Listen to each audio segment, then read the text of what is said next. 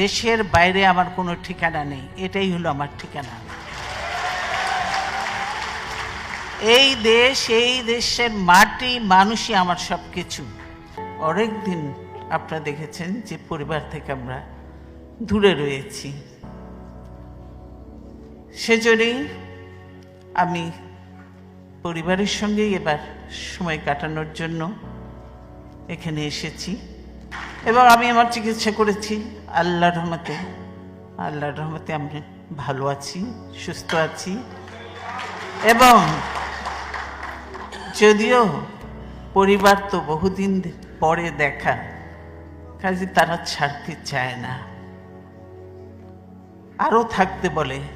কিন্তু আপনারা প্রত্যেকে জানেন যে দেশের কি অবস্থা, এবং এই মুহূর্তে আমাকে দেশে যাওয়াটাও প্রয়োজন, সেজন্যই আমাকে যেতেই হবে।